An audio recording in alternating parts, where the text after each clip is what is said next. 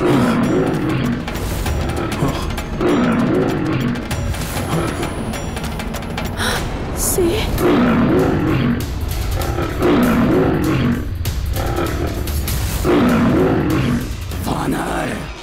ये तो विधि का विधान है कि हम सिंह किसी को भी अपना आहार बना सकते हैं। यदि तुम इस स्त्री को बचाना चाहते हो तो उसके स्थान पर तुम्हें मेरा आहार बनना स्वीकार करना होगा।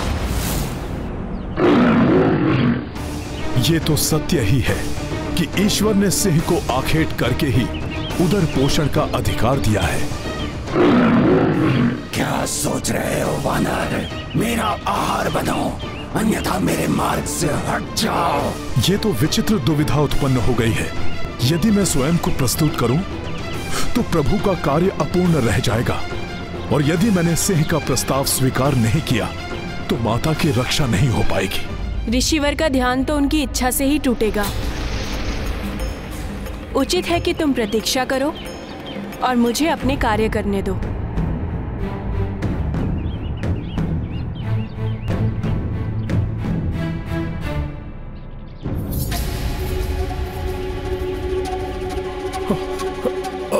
माता, माता, माता, माता, जल लाने में मैं आपकी सहायता करूं?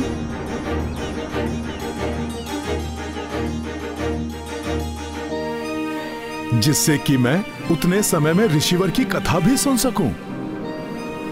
कदाचित ऋषिवर की कथा सुनने से ही कोई ऐसा उपाय मिल जाए जिससे कि मैं इन्हें ध्यान से उठाकर शीघ्र अतिशीघ्र अयोध्या लेकर जा सकूं। गंगे च यमुने च गोदावरी सरस्वती नर्मदे सिंधु कावेरी जलेस्मिन् सन्निधिं कुरु। गंगे च यमुने च गोदावरी सरस्वती नर्मदे सिंधु कावेरी जलेस्मिन् सन्निधिं कुरु। अब शीघ्र ही पूर्ण सज्जित किया जाए अश्व को।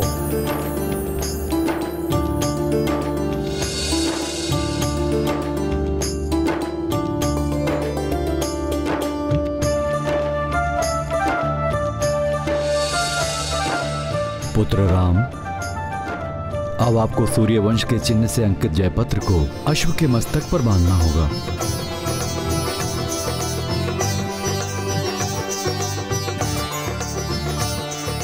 अश्व तो अब दिग्विजय यात्रा के लिए पूर्णतया सज्जित हो गया है, किंतु ऋषिवर च्यवन आने वाले हैं, इसलिए हवन आदि और आगे की विधि उनके अनुसार हो तो उचित है। किंतु यदि हनुमान महर्षि च्यवन को मनाने में असफल रहे तो कहीं उनकी प्रतीक्षा करते करते शुभ मुहूर्त का समय ना निकल जाए। हमने सदैव हनुमान पर विश्वास किया है और उन्होंने सदैव हमारे विश्वास की लाज रखी है। हनुमान आज भी असफल नहीं होंगे।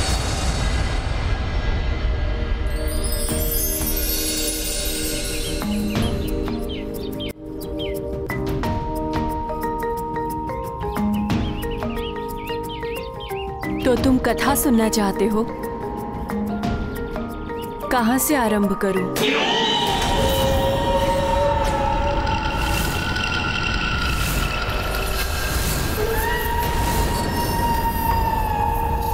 कोई और भी है यहाँ हमारे आसपास?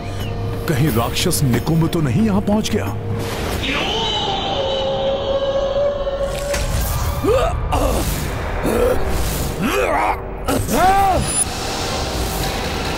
अवश्य ही ये च्यवन ऋषि के तप की ऊर्जा है जो इस क्षेत्र की रक्षा कर रही है। ऋषि, ऐसे ही नहीं जाने दूंगा मैं तुम्हें, और अधिक शक्ति का संचय करके आऊंगा मैं। हनुमान, प्रतीत हो रहा है कि तुम्हें आसपास किसी दुष्ट शक्ति का आभास हो रहा है। हाँ माता, कोई तो दुष्ट आत्मा है यहाँ। उसकी चिंता तुम मत करो हनुमान। ऋषिवर के तपोबल के प्रभाव से कोई भी दुष्ट आत्मा यहाँ नहीं आ सकती।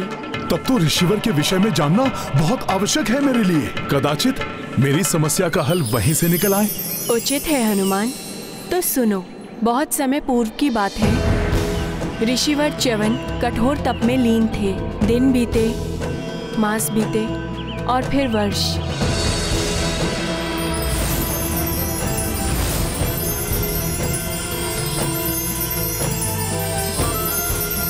और इस प्रकार सहस्त्रों वर्ष उनका तप चलता रहा।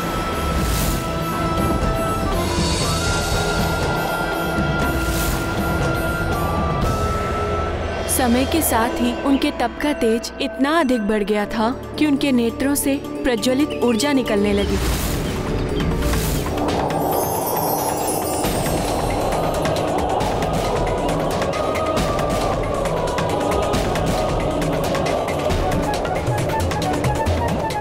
वो इतने गहन ध्यान में लीन हो गए कि दीमकों ने अपनी बाम्बियां उनके चारों ओर बना ली। फिर भी उनकी तपस्या अनवरत चलती रही। उनके तप की तरंगें संपूर्ण वातावरण को प्रभावित कर रही थी। उनके नेत्रों से निकलने वाली प्रज्वलित ऊर्जा बाम्बी के छिद्रों से बाहर निकलकर कौतूहल जगा रही थी। उन्हीं दिनों तीर्थ यात्रा पर अपनी पुत्री सुकन्या एवं सेना के साथ निकले हुए मनुपुत्र राजा शर्यार्थी ने नर्मदा नदी के किनारे पड़ाव डाला। वहीं निकट के वन में ऋषि च्यवन तप में लीन थे। उनके तप की तरंगों के प्रभाव से आकृष्ट होकर सुकन्या अपनी सखियों के साथ उस ओर निकल पड़ी।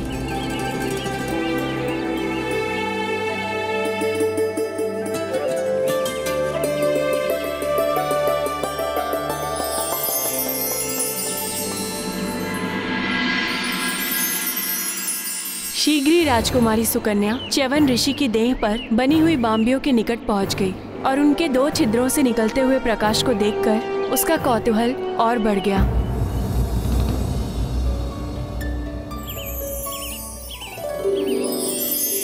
कितनी विचित्र है ये दीमकों की बाम्बी, और इन छिद्रों से निकलते हुए प्रकाश को देखकर ऐसा प्रतीत होता है जैसे इसके भीतर कोई प्रकाश पुंज हो। मैं देखती हूँ कि ये प्रकाश पुंज है क्या। सुकन्या को भय तो लग रहा था, किंतु कौतूहलवश उसने तीक्ष्ण तृण को उठाया और बाम्बी के निकट पहुंच गई। तीक्ष्ण तृण? ऐसा कौतूहल तो संकट का कारण बन सकता था माता।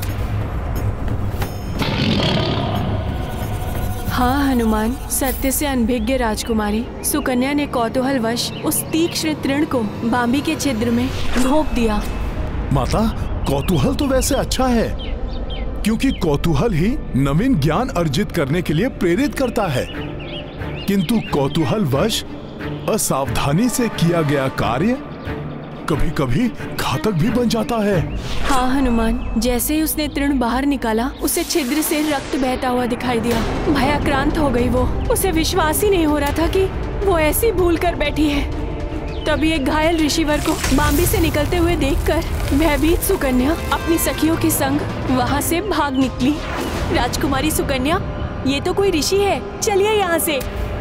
ऋषिवर का क्रोध अपने चरम पर था।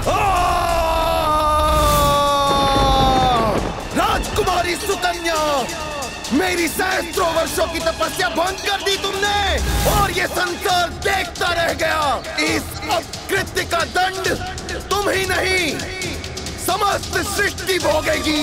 नष्ट कर दूंगा मैं सब कुछ, कोई नहीं बचेगा मेरे कोप से।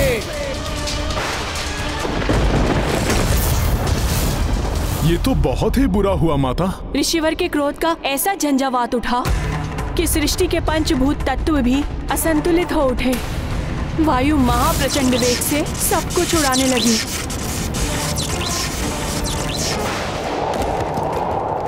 नदियों के जल ने भीषण रूप धारण कर लिया। स्वच्छ आकाश सहसा ही घने मेघों से छा गया। वेग की आंधियों ने श्वास लेना दुर्भर कर दिया था। अतः कोई गिरकर अचेत हो रहा था तो कोई प्रचंड वायु में उड़ रहा था। ये धूल भरी आंधी, सांस लेना भी कठिन हो रहा है। ऋषिवर के क्रोध से चहुं ओर विनाश लीला आरंभ हो गई। सुकन्या ने अपने पिता से जाकर सब कुछ बता दिया। स्तब्ध रह गए थे महाराज शर्याती। वायु के थपेड़ों में धूल भरी आंधियों का सामना करते हुए वे किसी प्रकार ऋषिवर के पास जा पहुंचे।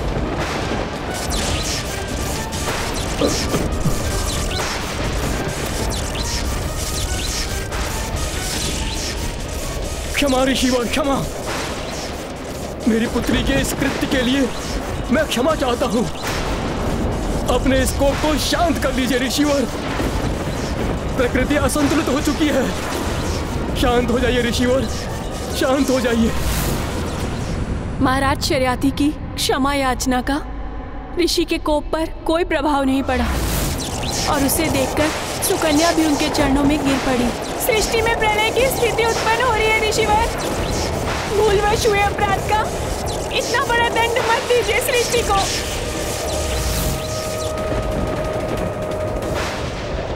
भूलवश किया गया हो या जानते हुए, अपराध अपराध होता है और अपराधी को दंड मिलना चाहिए।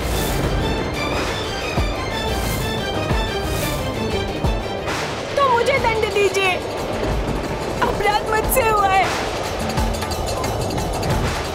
और मैं इसके प्रायश्चित के लिए प्रस्तुत हूँ ऋषिवर। तुम करोगी प्रायश्चित?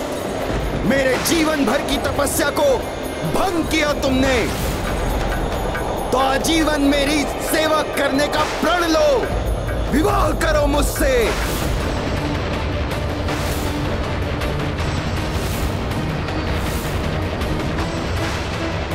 नहीं नहीं, मेरी पुत्री सुकुमारी है और आप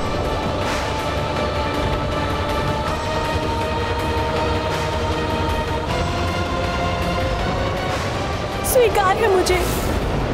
विवाह करूंगी मैं आपसे। सदैव आपकी सेवा का प्रण लेती हूं मैं, किंतु ये विनाश लीला अब रोक लीजिए।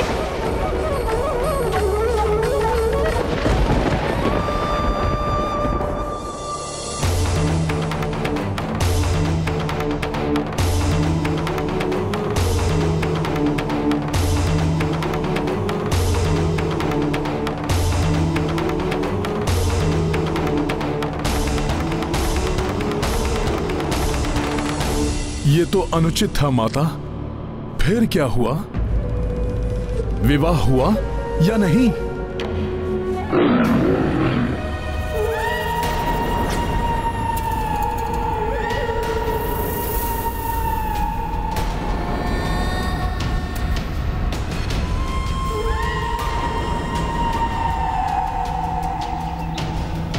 ये ध्वनि अवश्य ही कोई तो है यहां।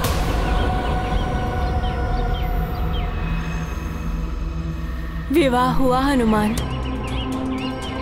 सुकन्या अपने पति को इष्ट देव मानकर दिन रात उनकी सेवा में जुट गई।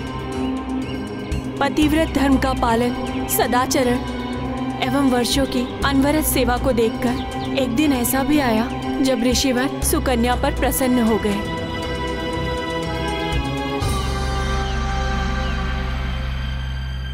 सुकन्या, तुमने श्रेष्ठ धर्म पालन एवं निस्वार्थ सेवा से मुझे प्रसन्न कर दिया, किंतु मुझे दुख है। मैंने तुम्हें ऐसा दंड दिया जो कोई भी सुकुमारी स्वीकार नहीं करती। तुम सुंदर, तरुणी और मैं एक नेत्र वाला कृशकाय वृद्ध। किसी प्रकार मेरा नेत्र मुझे वापस मिल जाता, मेरी युवा अवस्था लौट आती, तो मैं तुम्हें वो सुख दे पाता जो तुमने मुझे अपनी सेवा से दिया है। ऐसा संभव है ऋषिवर?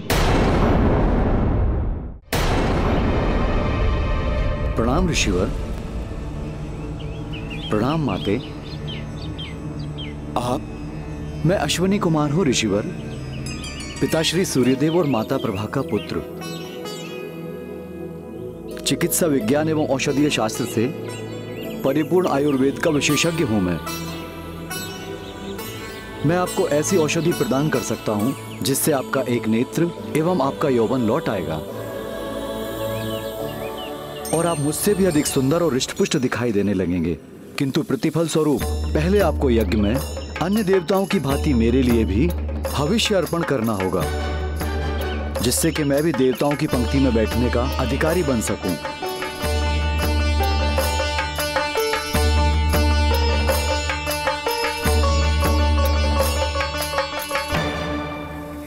अवश्य ही ये देवी सुकन्या के श्रेष्ठ धर्म पालन एवं ऋषिवर के तपोबल का परिणाम था, जो अश्विनी कुमार स्वतः ही उनकी सहायता के लिए प्रेरित हुए। फिर क्या हुआ माता? कर्म फल तो मिलता ही है हनुमान। ऋषिवर ने शीघ्र ही यज्ञ आरंभ कर दिया, किंतु जब यज्ञ अपनी चरम सीमा पर पहुंचने लगा तो अश्विनी कुमार के नाम से आहुतियां पड़ती देखकर इंद्रदेव कुपित हो उठे और ऋषिवर को ऐसा करने से रोकने के लिए आ गए। ओम अश्विनी कुमाराय नमः। रुक जाइए ऋषिवर, आप अश्विनी कुमार को हम देवताओं के समान अधिकार एवं पद कैसे दे सकते हैं? ओम अश्विनी कुमाराय नमः। यदि आप नहीं रुके ऋषिवर, तो हमें बल प्रयोग करना पड़ेगा। ओम अश्विनी कुमाराय नमः।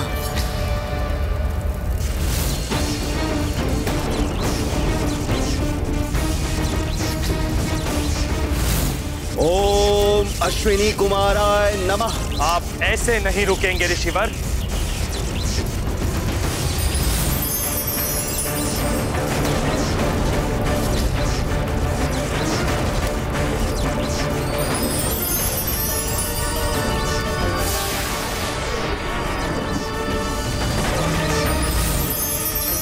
नहीं ऋषिवर, रुक जाइए ऋषिवर।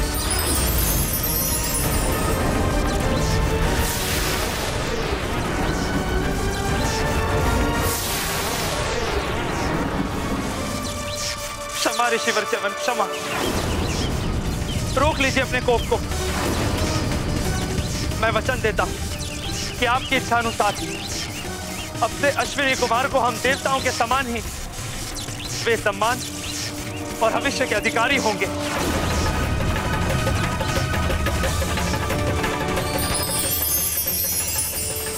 शांत हो जाइए ऋषिवर, क्षमा कर दीजिए इंद्रदेव जी को।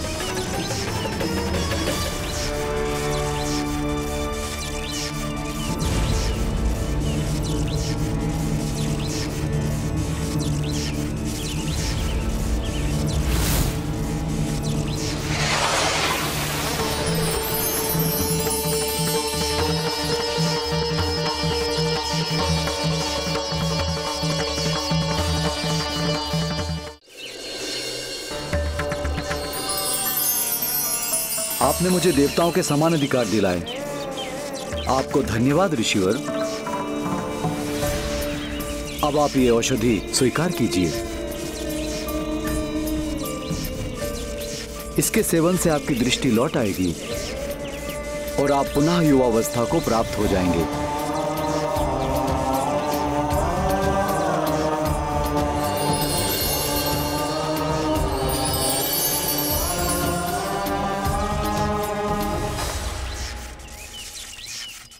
और मैं ये घोषणा करता हूं, भविष्य में ये औषधि आपके नाम से ही प्रचलित होगी। च्यवनप्राश के ही नाम से सब इसे जानेंगे।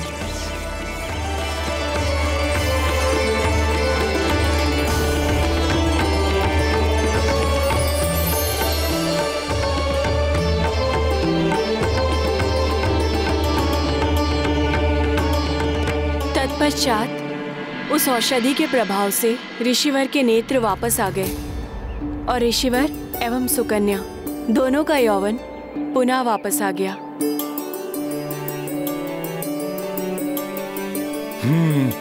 मैं पहचान गया माता, आप ही राजकुमारी सुकन्या है ना?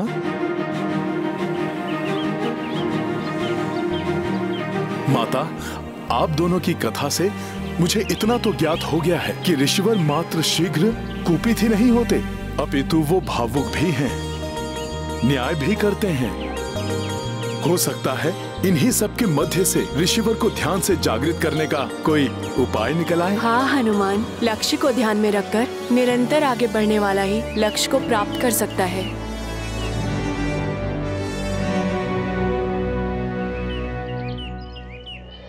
माता, कथा सुनते सुनते हम यहाँ कब पहुँच गए ज्ञात ही नहीं हुआ।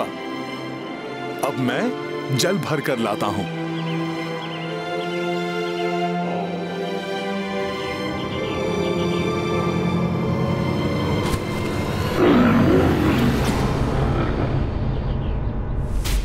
कहीं कोई दिखाई नहीं दे रहा है। कदाचित कोई वन्य जीव हो।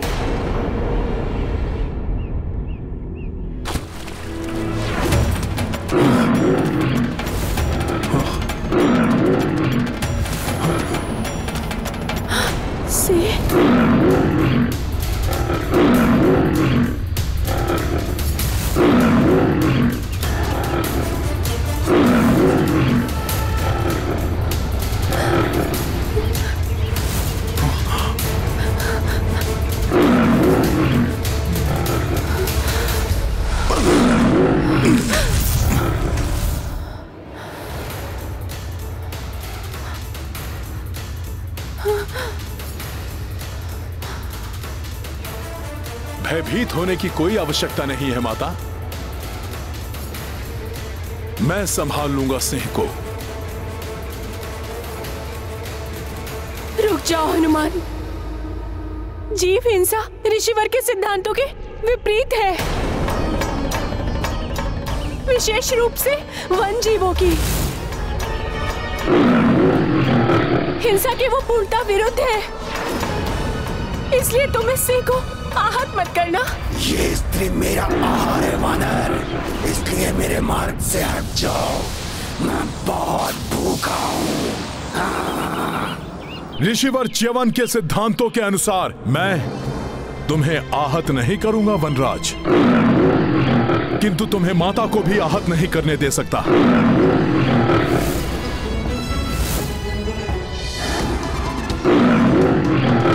हनुमान, मैं तो इस सिंह का स्वाभाविक आहार हूँ, इसलिए इसे रोकना उचित नहीं है।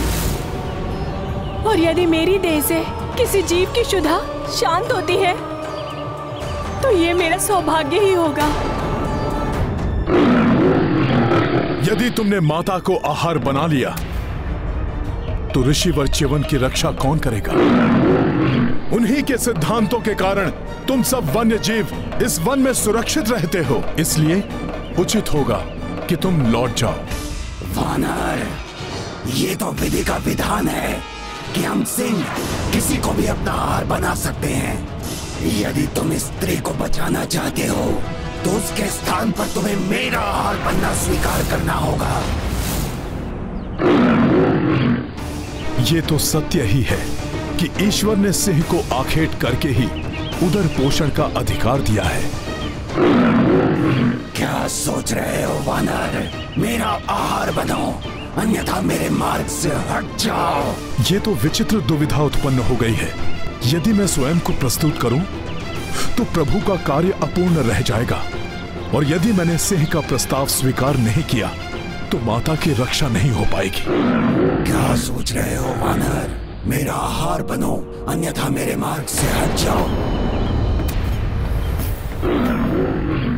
हनुमान, सिंह का आहार मुझे बनने दो। तुम्हें तो अभी अनेक कार्य करने हैं। ये सत्य है माता कि मुझे अनेक कार्य करने हैं। प्रभु श्री राम के सुख में राज्य को स्थापित होते हुए भी देखना है, किंतु इन परिस्थितियों में मेरा कर्तव्य ये कह रहा है कि मुझे अपने जीवन की बलि दे देनी चाहिए।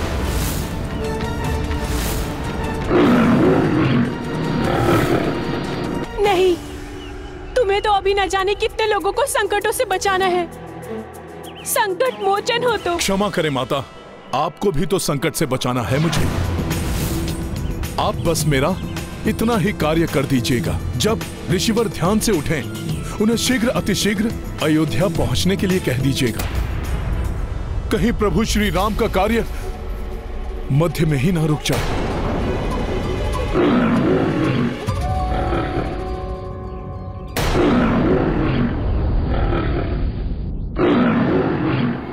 मुझे अपना आहार बनाकर अपनी क्षुधा शांत कर लो वनराज। मैं प्रस्तुत हूं। सुकन्या के जीवन लाए, पवन तनय सिंह सम्मुख आए। स्वप्राणा भी तनिक न मोहि, संकट मोचन समना कोई। महाबली हनुमत की रुचि नाम भगत। जय जय जय रघुनंदन राम। जय जय जय महाबली हनुमान।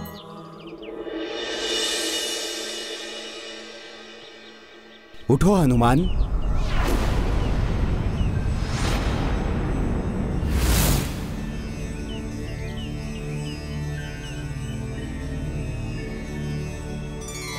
तुम्हारी परीक्षा लेने हेतु मैंने ही सिंह का रूप धरा था। हनुमान, मैं तुम्हारी धर्मपरायणता और परमार्थ के प्रति निष्ठा देखकर अत्यंत प्रसन्न हुआ।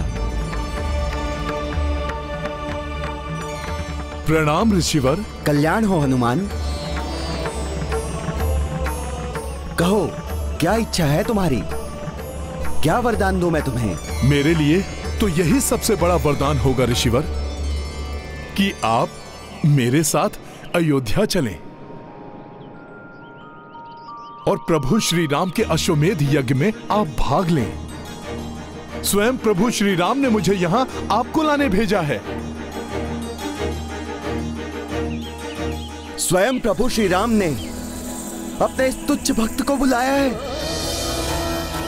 अब ये भक्त प्रभु श्री राम के आदेश का पालन करने में एक क्षण का भी विलंब नहीं करेगा। प्रभु श्री राम ने अपनी अयोध्या नगरी में अपने भक्त को बुलाकर उसका जीवन धन्य कर दिया है। मैं आ रहा हूं प्रभु, प्रभु श्री राम, मैं आ रहा हूं। अद्भुत है ऋषि च्यवन की भक्ति, विलक्षण है इनका प्रभु प्रेम।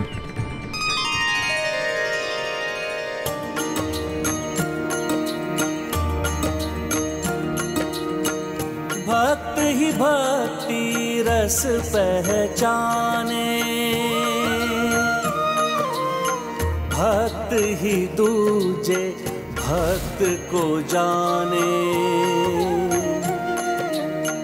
अवध दिशा च्यवन ऋषि दौड़े, कंटक पत्थर कोई न रोके। जय हनुमान। देख कपि भावुक हो आई, ऋषि प्रतिपग प्रहस्त उठाई।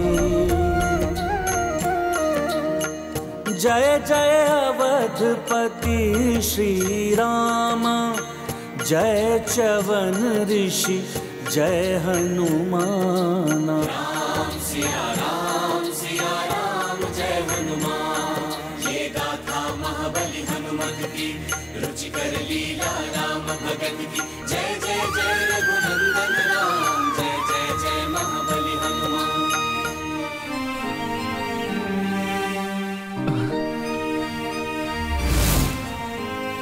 क्या हुआ ऋषिवर, आप रुक क्यों गए?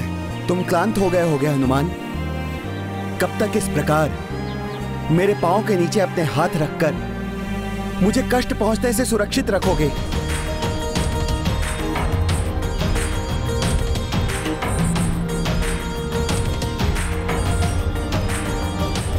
जब तक आप अयोध्या नहीं पहुंच जाते ऋषिवर, आप इतने समय से तप में लीन थे, इसलिए मैं आपकी क्लांत देह को और क्लांत नहीं होने दूंगा।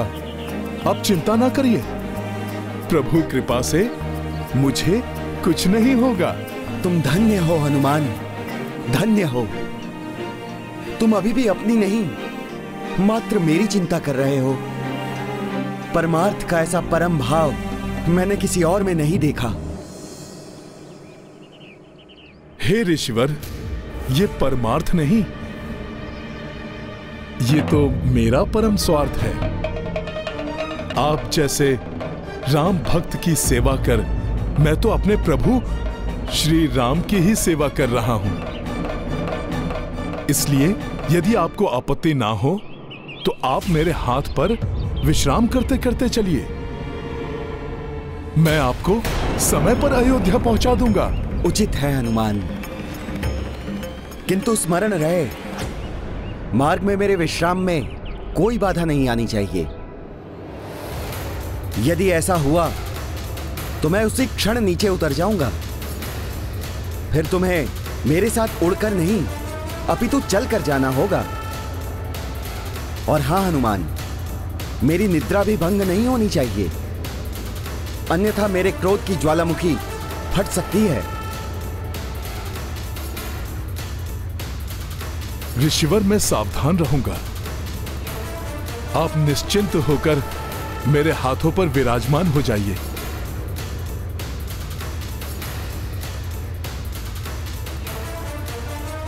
जय श्री राम।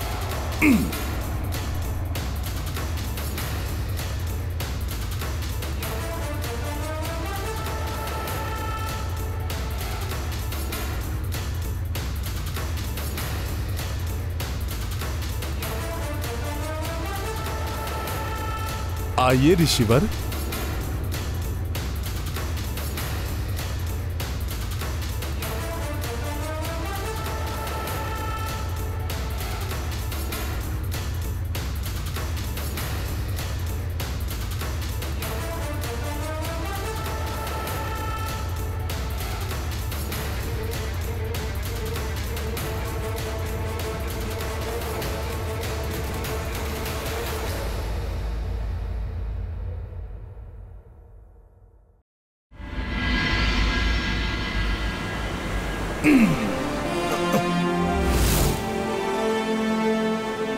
यदि उड़कर गया तो कहीं विश्राम करते हुए निद्रा में ऋषिवर की पकड़ ढीली पड़ गई तो वो गिर सकते हैं। इसलिए मुझे चलकर ही जाना चाहिए। जय श्री राम।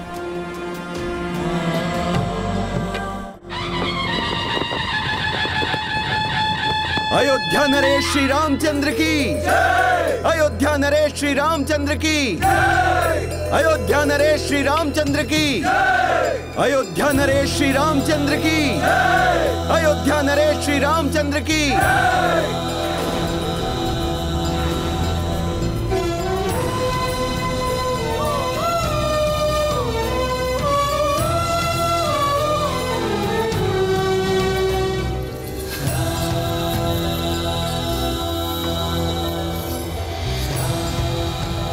दूर दूर से अनेकों ऋषि मुनि, राजा महाराजा एवं अन्य अतिथि पधार चुके हैं। मुझे विश्वास है शीघ्र ही ऋषि च्यवन को लेकर हनुमान भी आ जाएंगे।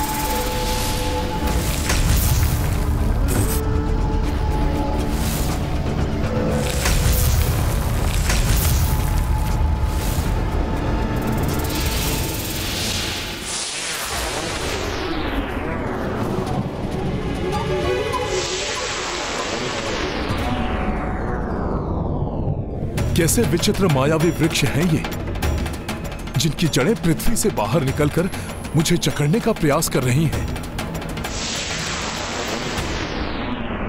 ये तो संपूर्ण वन ही मायावी प्रतीत होता है।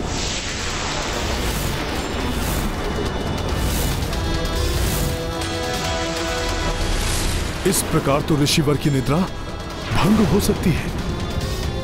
फिर उनका क्रोध जागृत हुआ तो अनर्थ हो जाएगा। मार्ग में मेरे विश्राम में कोई बाधा नहीं आनी चाहिए।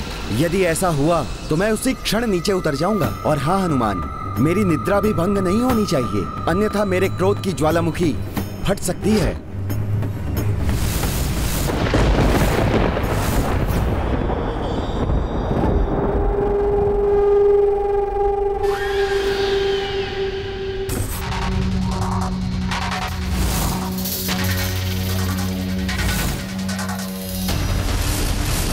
ये तो विकट स्थिति उत्पन्न हो गई। यदि मैं झटक कर इन जड़ों को अपने पांव से मुक्त करता हूं तो ऋषिवर की निद्रा भंग होने की संभावना है, और यदि मेरे पांव मुक्त ना हो तो आगे ही नहीं बढ़ पाऊंगा मैं। फंस गया मरकट मेरे मायावी जाल में।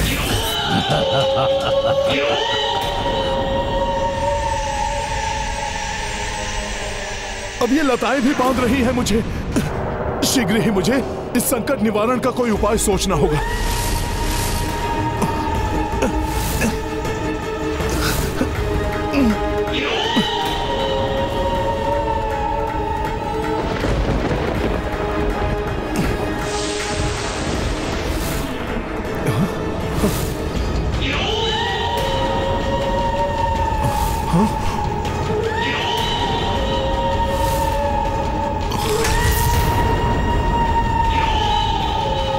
अब ये आसुरी आकृति कहां से उत्पन्न हो गई?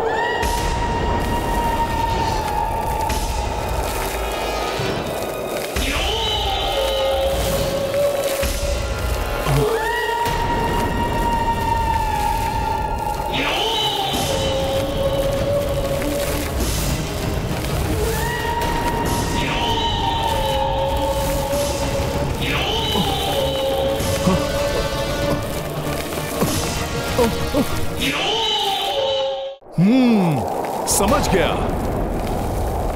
ये कोई आसुरी चाल है।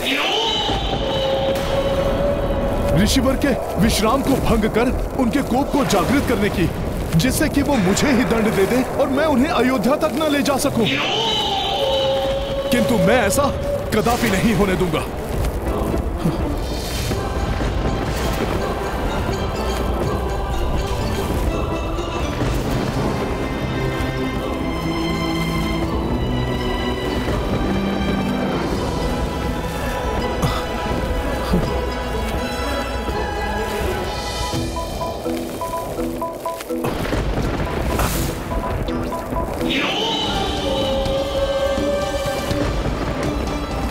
सखा,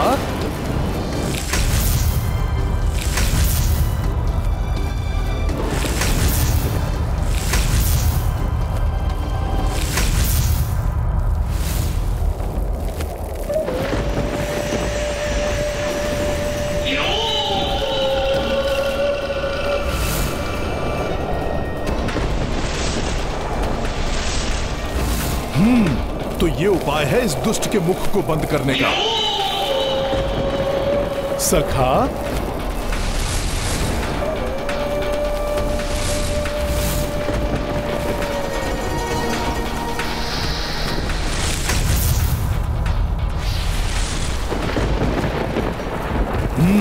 इस आसुरी मुखाकृति से तो छुटकारा प्राप्त हुआ।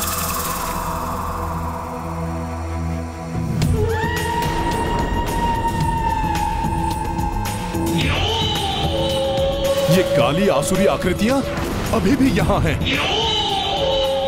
अर्थात अभी संकट दूर नहीं हुआ है।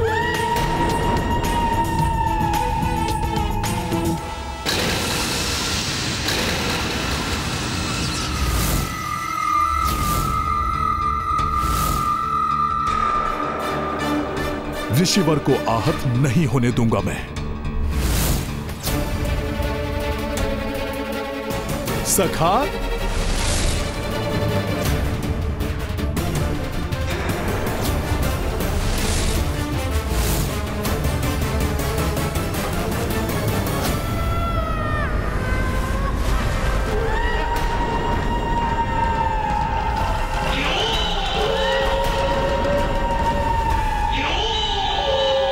इस प्रकार आगे बढ़ने में तो अपार संकट है।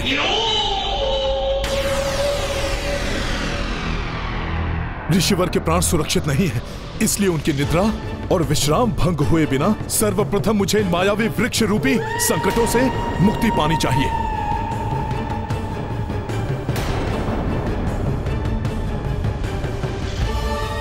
सोच सोच कर भली भांति सोचा हुआ वार करता हूं मैं मरकट। ये मत सोचना कि विफल हो गया निकुंभ, मेरी योजना अवश्य सफल होगी मरकट।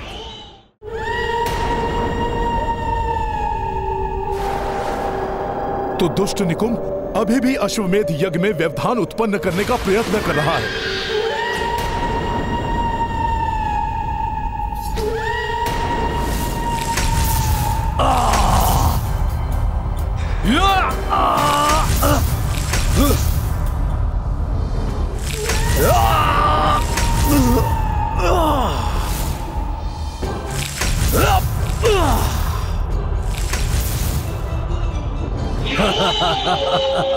चिंतित है मरकट, होने दो चिंतित, परंतु कुछ नहीं कर पाएगा।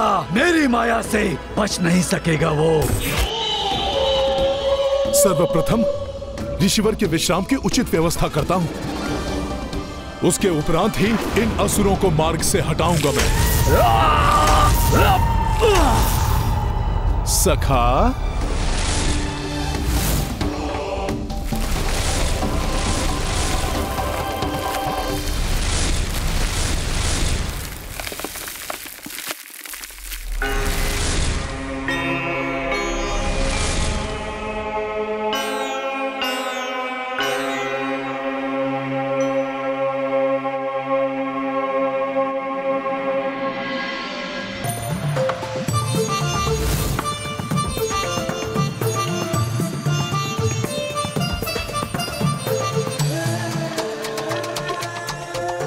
जय श्री राम।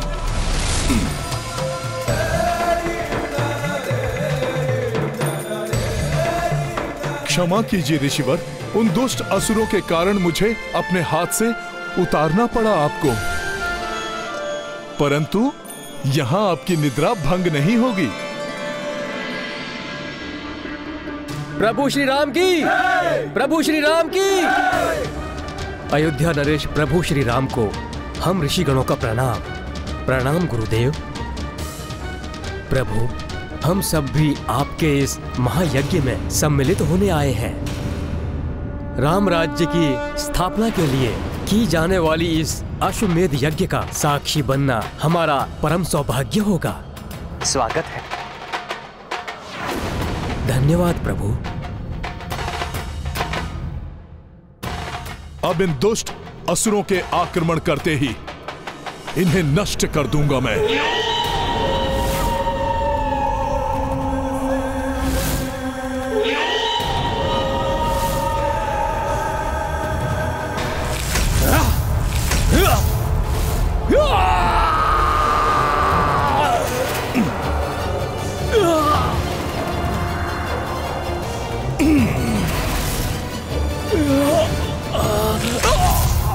बताओ मुझे, तुम्हारे अन्य सहयोगी कहां हैं? रोक नहीं सकोगे तुम मुझे मरकट, भले ही कितने प्रयत्न कर लो तुम। निकुंभ हूं मैं, सहो मेरे असुर सेवकों के प्रहार।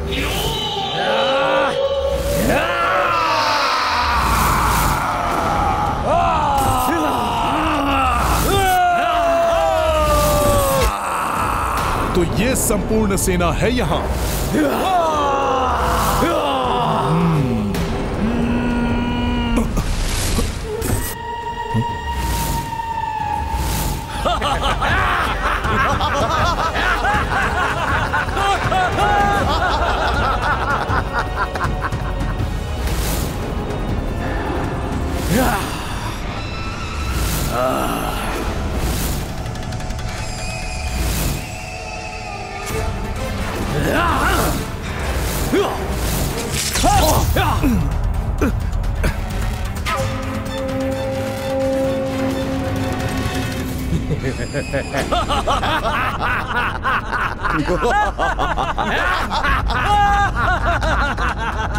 अरे ये क्या है?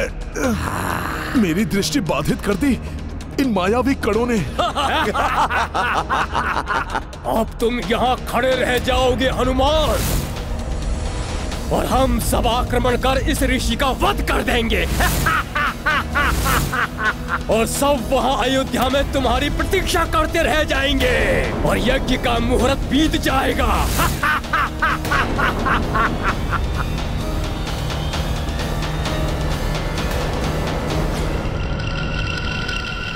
यज्ञ के लिए अश्व विधिवत रूप से तैयार है। अन्य सभी प्रबंध हो चुके हैं, किंतु हमारे पास समय शेष नहीं है।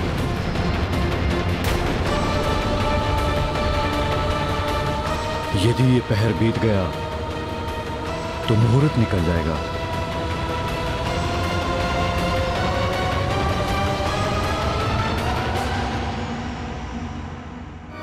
कहाँ है हनुमान?